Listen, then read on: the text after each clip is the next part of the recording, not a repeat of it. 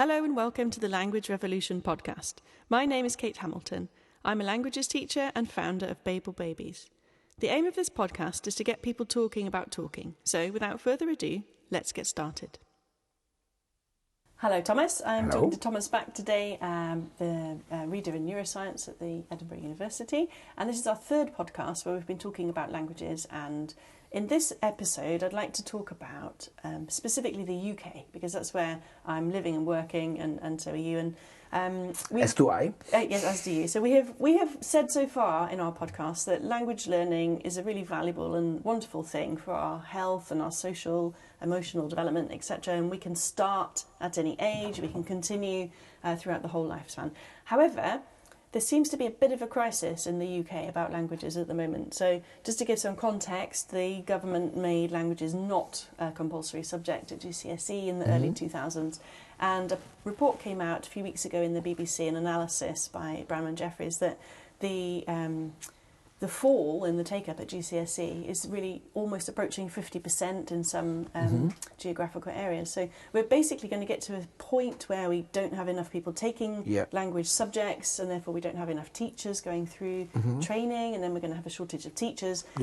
Like Latin, I remember as a young sort of 11, 12-year-old, I was looking forward to doing Latin, and the teacher retired and nobody replaced the Latin teacher. It was, that was the end of Latin. Oh gosh, that's very unfortunate. Yes, it was very unfortunate, but it also seems to be the way German is going in particular. There aren't going to be enough German teachers to furnish schools with German teachers because nobody's taking it up.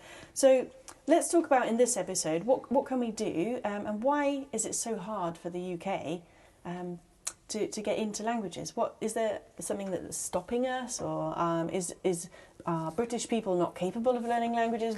There seem to be some hang-ups about it. I mean, to start with, it has not always been the case. So historically, British people didn't necessarily have a reputation of being particularly bad at learning languages. So in fact, throughout the history, a lot of British people learn different languages. I mean, there are famous historical examples, including royal family from Queen Elizabeth to Queen Victoria, in fact, who spoke at home German, and in fact did some attempts to learn Urdu, which was kind of discussed recently. And particularly if you look in 18th, 19th century, let's say 18th century, Casanova's memoirs, he traveled the whole of Europe from Portugal to Russia, and he found that British were very good in speaking French. Not only the kind of the upper most, but I mean generally there was good knowledge. You could get along very well speaking French in London Britain, in 18th century. We had French for 600 years. Exactly. Yes. Another interesting fact is, I spoke with a colleague in Cambridge who works on economic history, and he says that if you look at the 19th century, British authors were more often citing work by German and French colleagues than vice versa. And I can tell you also from the history of neurology that, if you read, for instance, work from, late 19th century, aphasia, at that time there was no Google Scholar and the things were not translated, so people are citing, basically most scholars spoke or at least were able to read all those three languages. Yes. So from this point of view, I think the knowledge of foreign languages in Britain is not something that was always been perceived as bad and so on. I think there is clearly a negative development over the last, decades. Yeah, maybe the last 100 years or so. Yeah, or certainly after the Second World War. Yeah. What is often blamed for that is the fact that English became, the international language. So let's say lingua franca. In 18th century, when you were an English aristocrat and you wanted to go on a grand tour of Europe, you couldn't quite do it with English, so you definitely needed your French, and probably if you went to Italy, some knowledge of Italian would have been helpful too. Now you could, do your grand tour and get along with English. So from this point of view, I would say, if we look, at something which is emerging as a leitmotif, as a thread of all these episodes, it is the idea that if something becomes not necessary, we have to compensate for it consciously. Yes, that's it. So you don't have to. In some way, You don't have to know exactly. another language. If you're already an English speaker, you can go to Spain and you can get along perfectly fine just with English. You don't need. Well, I mean, it depends. I mean, if you stay in tourist, I mean, Spain is a kind of interesting example because if you stay in tourist places, yes, but I mean, as soon as you go a little bit in the countryside, you will find that the knowledge of English is not necessarily that. But it depends what kind amazing. of experience you want to have on your holiday, isn't it? If you want to sort of be I think it's much less popular now to be that English person who can't even manage to say hello and be polite. But I mean, we are speaking about, on several occasions, about certain, developments in evolution where things didn't become necessary from the point of view of everyday life, but for a kind of good, healthy lifestyle, we need to do it. So in some way, I think that's one of the problems in Britain is you can probably get along, if you happen to be a monolingual speaker, you will get along better as an English monolingual speaker than as a French and German, and certainly much better than, let's say, a Polish monolingual speaker. When I go outside my own country, I cannot expect that anybody will be speaking my language. So there is certainly the kind of the pressure is different. But the point is, as we are speaking on different occasions in these episodes, that means that you need probably even more consciously to develop your skills. Now, but that's where the resistance seems to come in. There's a resistance to wanting to consciously develop. That's right, skills. but I mean, let's say, saying, "Oh, well, we're English, so we're no good at this." But that's why I say, for instance, I mean, if you happen to have a work that you can do from home, so that basically the only movement you need is to go from your bed to your desk and then spend the rest of the day, then you need even more to go to the gym or have activity. Yes. So in a way, it's a very, I would say, deceptive advantage. Yes, I mean, I would say what we see now is not an English advantage, it's an English disadvantage. Yes. It's exactly the same disadvantage that someone would have who doesn't have to do any exercise because, let's say, he or she works from his or her computer at home. So they would become really very unhealthy if they didn't build some exercise into the day. And the problem with the kind of this monolingual ideology is, I mean, apart from cognitive thing, I don't think it makes you not quite as broad-minded. It's not good for your negotiation skills. It's not good for your understanding of other cultures, and so on and so on. So from this point of view, I think exactly because of the dominance of English, Britain needs to make an extra effort to promote languages exactly the opposite of what is happening. Now, one of the arguments here sometimes is, well, but we have the kind of native language advantage. This advantage is there only as long as you have a relatively small number of people who speak this language. So let's say, if we think of writing in early period, in ancient Egypt, if you could read and write, you were part of the absolute elite. Yes. But nowadays, you will not write with your special skills in your CV, I can read and write. People will laugh at you. 5-year-olds can do that. Exactly. And that is a little bit what happens with the knowledge of English. So paradoxically, in the moment where practically almost everywhere knows some English, the value of being an English native speaker falls because that is something which is self-evident. You don't write in your CV things that are self-evident. You don't write, I can read and write, and I can even use email. Yes. I mean, you will have tough time probably in modern world if you cannot use email and if you cannot read and write. Yes. But it's not an extra skill that you can put on. Yeah. So having English became so basic, it's not an extra skill. An extra skill is know something else. Yes. And that's why, in a way, Britain needs, if anything, more effort to overcome this inertia, linguistic. I would say it's a linguistic inertia, such as sedentary lifestyle is a kind of physical inertia, and we have campaigns for people to healthy lifestyle. I mean, for instance, going to work, we have now campaigns trying to convince people not to drive to work, but walk or cycle, and so on and so on. It is recognized. And I think in a very similar way, Britain has to recognize that linguistic inertia is not a good thing, neither for individuals nor for the society as a whole, and needs to take action against it. It does. And an example I like to give, or a comparison, is with the sciences, because STEM has become a very well funded and promoted part of our education system. Whereas languages are very much, sort of an additional an extracurricular activity, or if you a primary school teacher who does languages, quite often you get drafted in to teach an hour a week of French in each of the classes as an extra activity, and it is now in the curriculum, but it's not really going through the children's whole experience of learning. It seems very much like a separate part, or an additional, a nice thing that you add on, and some schools do it really, really, really well, and then some schools are doing just the tick box minimum. And my belief is that languages are very much central to our experience of being human, and that you can't really separate a child from language at all. So, in the playground, they might be surrounded by 20 languages, and then, playing football in Polish and Portuguese.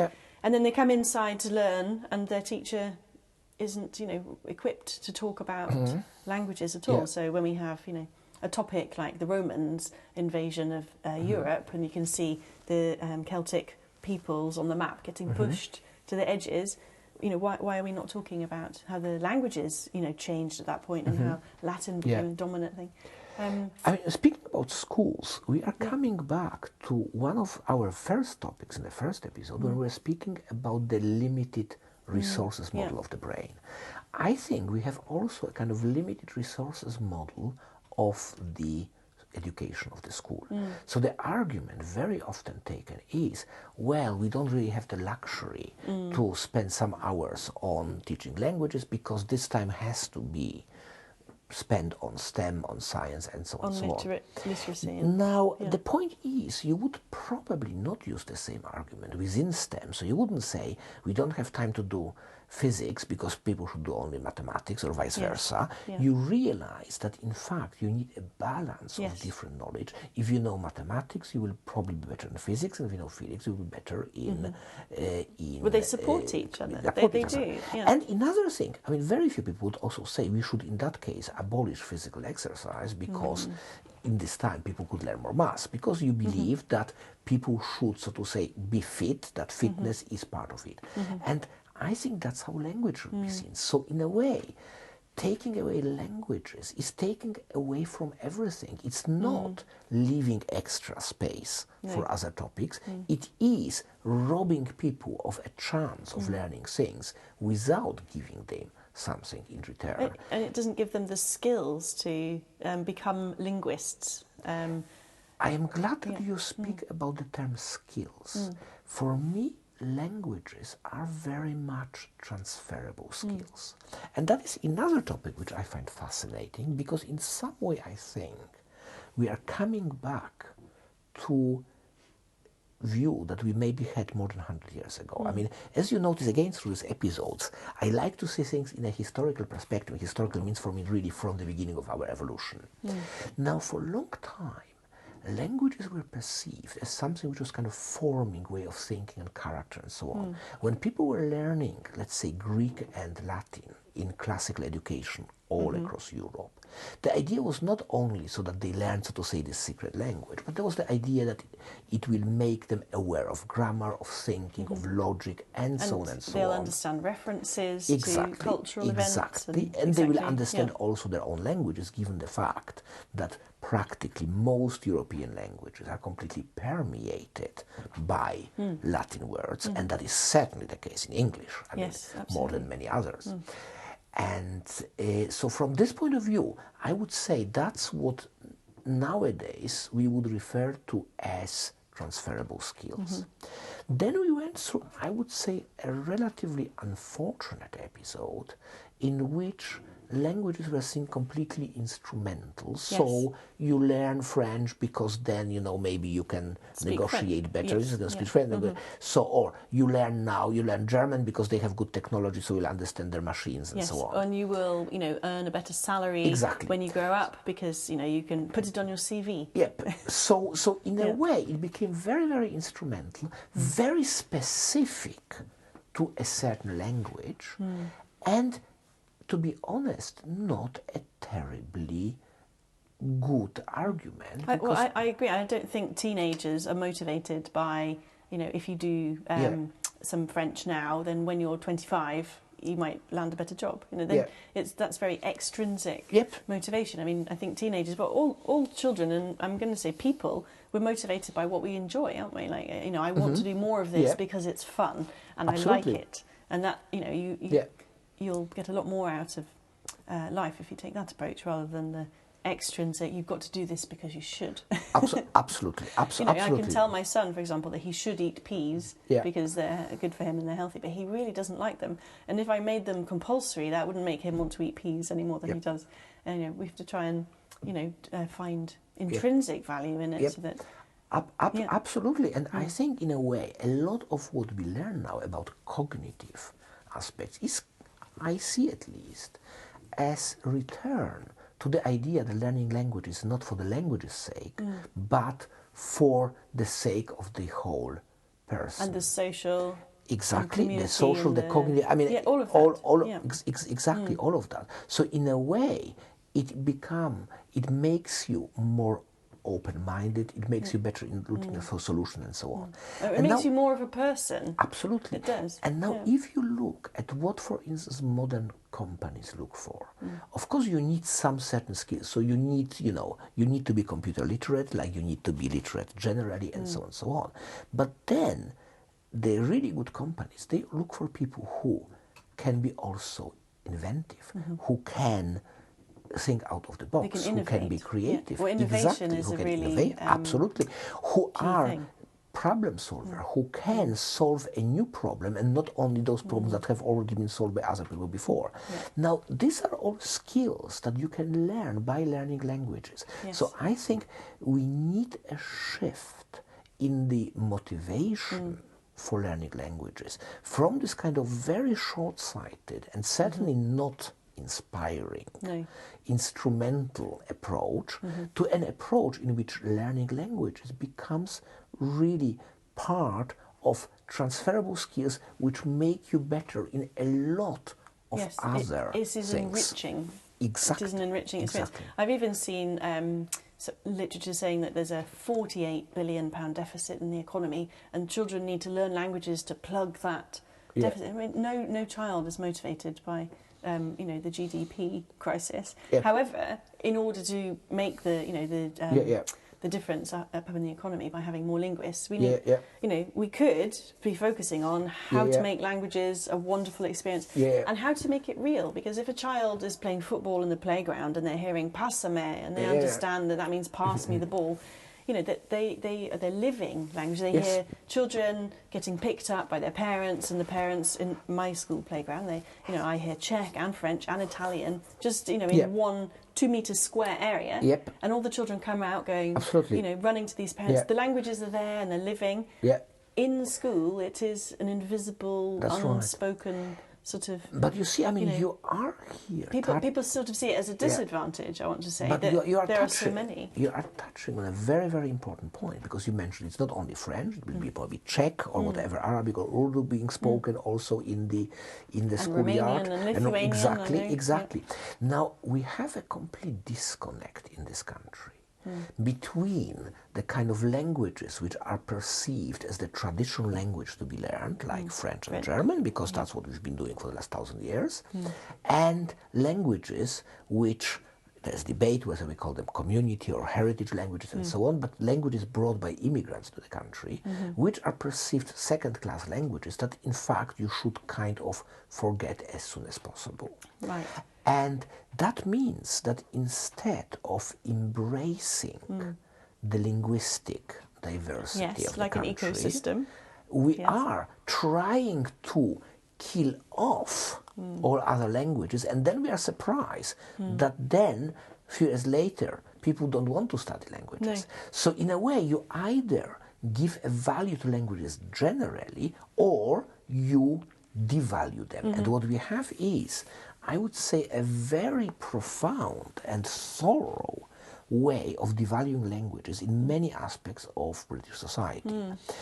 I mean, one you mentioned is the school. So the fact that, you know, they are the cool languages that should be learned at school, and the others are seen as a problem. English is because additional sometimes I've seen EAL, English Yes. as an additional language, lumped in with SCM. Absolutely. And it is not a disadvantage to be learning a Absolutely. new language. It is, so to say, Yeah. knowing another language is perceived as, you know, special needs, perceived as negative. Yes, or this is going to be difficult for the Yeah. teacher to manage, so it's a problem. Absolutely. And I mean, in many areas, I mean, it was very interesting in June.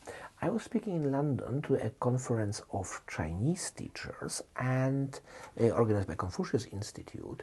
And then a lot of schools in central London are offering Chinese as, you know, one of the kind of modern languages of business and so on and so on.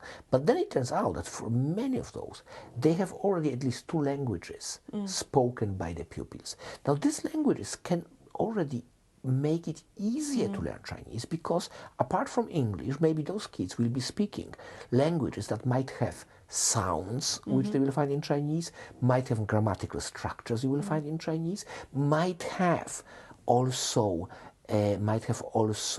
conceptual difference that we find in Chinese. People would say, oh well, but Chinese is so different from European languages. Yes, but for instance, let's say if you think of Chinese sound U, which doesn't exist in English, anybody who knows French, but also Dutch, but also Scandinavian languages, or Turkish for that matter, or in fact most Scots dialects Yes. will know the sound U, Yeah. which will then be very useful when you want to say U for fish or so. Yes. They are... But no one's actually making that point in... Exactly. So the point is we are not using this as potential. I was speaking about grammar. Again, Chinese might be different, but for instance, Slavonic languages like Polish have also very important aspect which make, I mean, aspect in a grammatical sense, which makes, for instance, learning Chinese aspect easier than if you don't have this knowledge.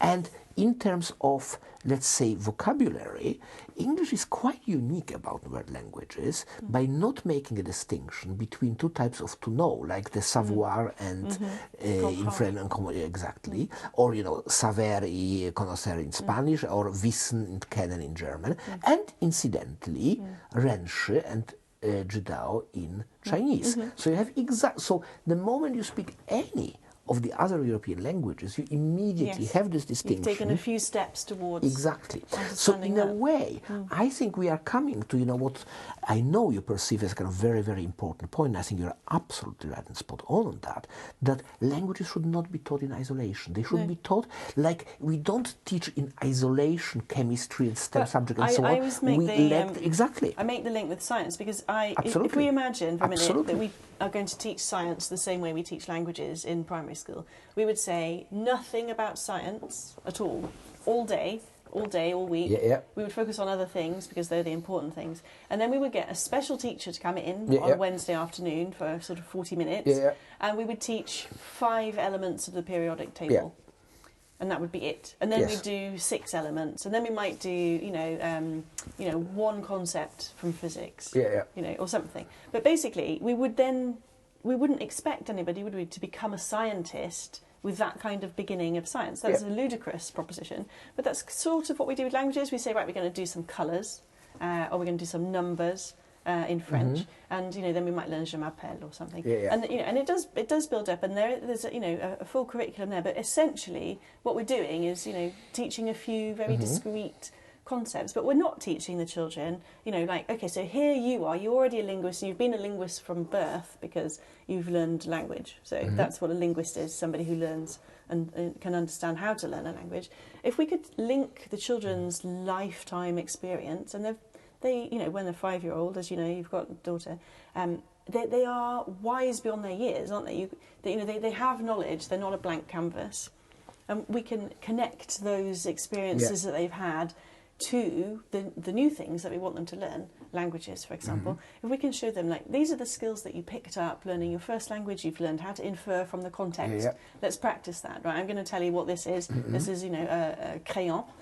So every time I point to this object, you will, you're going to learn. And that, if we teach children the skills and how to learn and how to decode, then they could actually become linguists, and then they'll, whatever languages they get then in later sort of primary school and into secondary, they'll be able to join the dots. I mean, I've taught French to GCSE students who didn't realise that French and Spanish are pretty much the same, and that you just have to change the endings, and it's actually kind of buy one get one half price, really. French and Spanish. Absolutely, and that's something which, for instance, my daughter. I mean, at some point she wanted me to read from a book in French, and then she noticed very fast that jardin and jardin are in fact written the same, pronounced pronunciation is different. That's right. But it must obviously be originally the same. Yes, exactly. If we just took it one step back for children, so they could see, like, so light in English is Licht, because we had German. As it is in Scots, interestingly. Yeah, exactly. We even had German cases.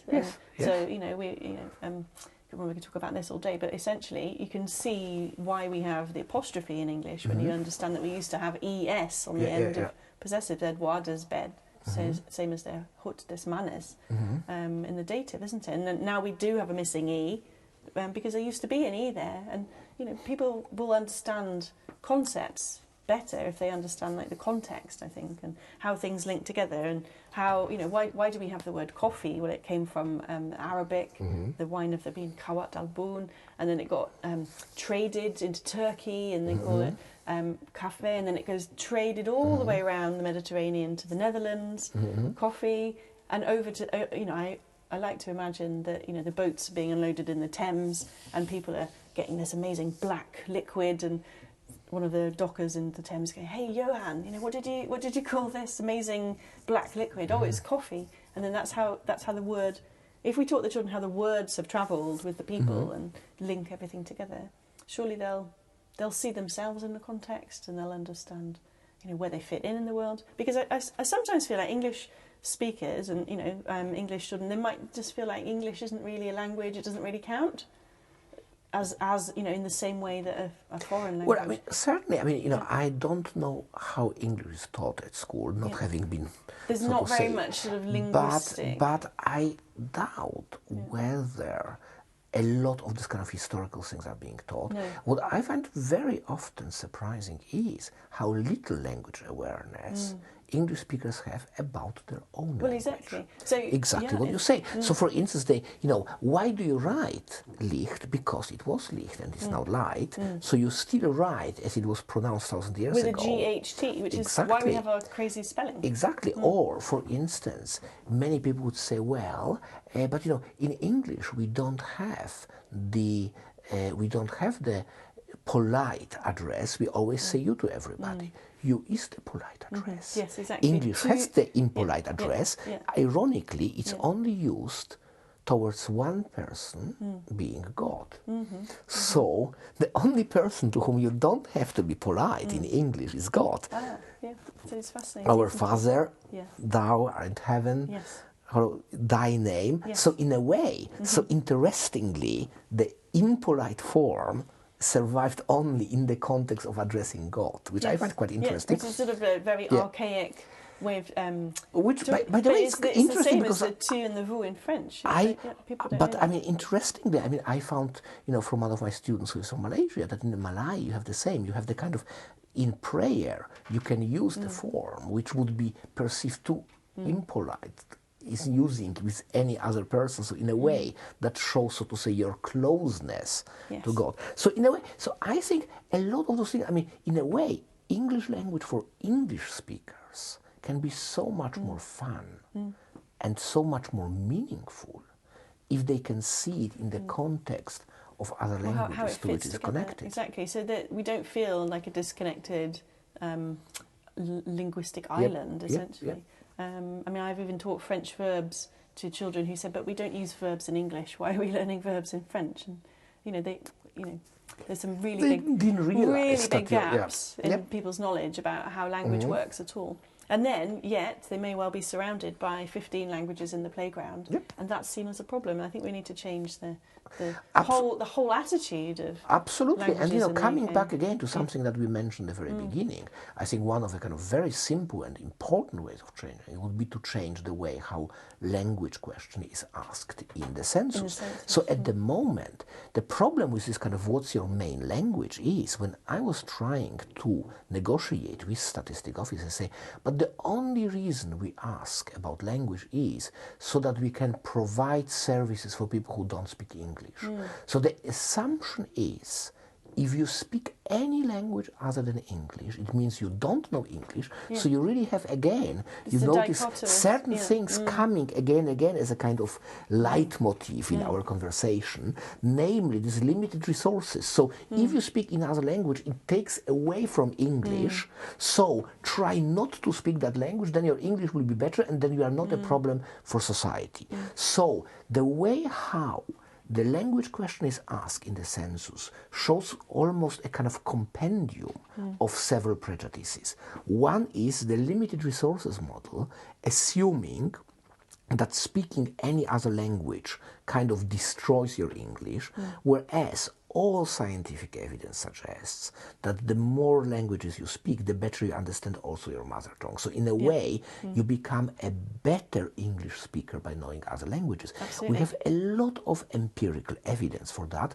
In America, there are kind of nice studies showing that our children from English-speaking families, if they go to a Spanish bilingual school, are better in English orthography than those who go to English. So that means by learning Spanish, they get better in English orthography in addition to learning. So from this point of view, I say, in census you have this idea that, any language other than English is taking away something from English. So it's awful. It should be.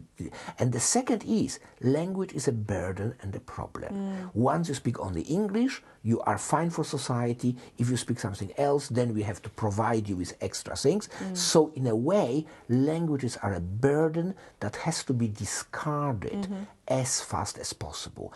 Now, I cannot think of a more negative attitude to languages than what is conveyed by the census question. And that is the only document, probably, that everybody in the country will get. So from this point of view, if we have campaigns and then maybe, 10,000 people see it, or 1,000 people more or less, this is absolutely nothing compared with a document that every adult in the country will see every 10 years. And this document at the moment is shouting, any other language than English is bad.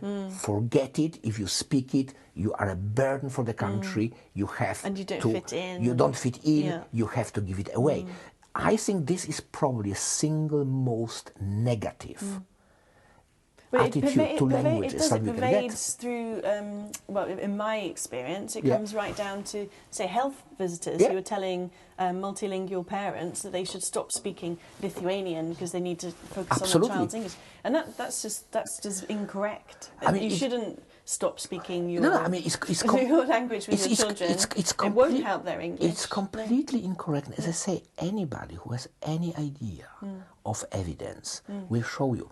Just a few weeks ago I was in Singapore, and it was very interesting because in Singapore you have sometimes families. I mean, firstly, Singapore is interesting because there are no monolinguals there. So it's a way you go in a place where basically monolinguals doesn't exist. So you can see how abnormal monolingual is. And so all children will learn English, but then what is considered to be their ethnic language, which could be Chinese or Malay or Tamil or possibly other Indian languages.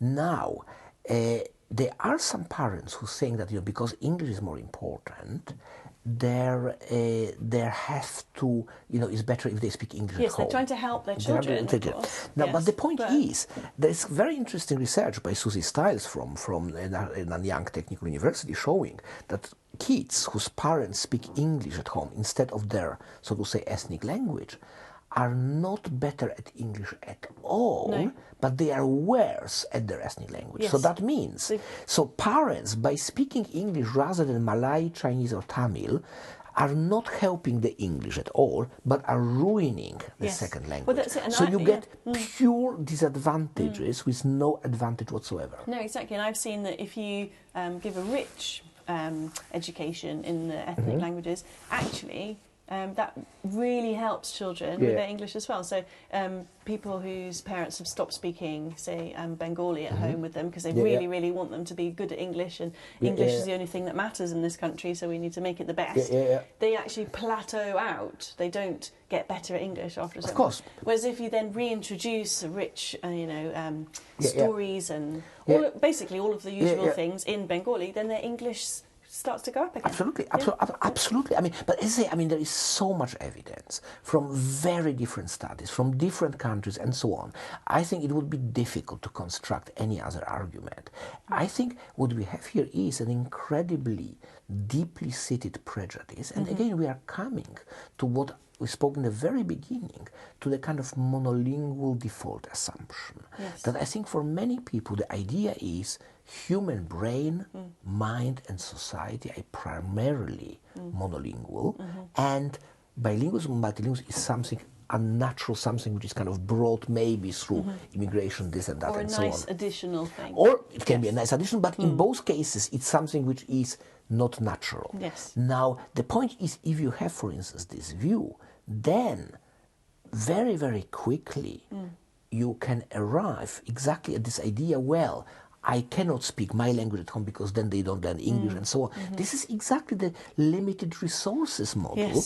And as I say, it causes a lot of damage with no advantage, because those children are deprived of the opportunity to learn another language with no advantage for the English whatsoever. So just to conclude there, that speaking English at home, if your first language is not English, because you're trying your best to get the children's English to improve, doesn't improve their English. No. And it dramatically sort of hinders progress with the first language as well. So that's just really important. And I think the educators need to be educated about how languages work. Absolutely, because we're just approaching the whole thing. Unfortunately, from the wrong you can direction. still find people in position of authority, being teachers or speech and language therapists and so on, who are telling parents those things. This is really, it's for me like, I don't know, fortunately we are not, binding people's left hand because they are left-handers and so on. What we are doing here, we are kind of linguistically binding. It is, isn't it? It's their quite tongue. shocking. I think, in a way, for me, it's a top-down introduced linguistic deprivation that we are causing. Yes, it's really dreadful, isn't it? Well, hopefully we can make some positive changes with the podcast and get the message out there that it's really normal to be multilingual. Multilingual is a completely normal thing. And in fact, yesterday we've jointly organised the International Day of Multilingualism on the 27th of March. And it was a great success. It was. I think there was a lot of interest.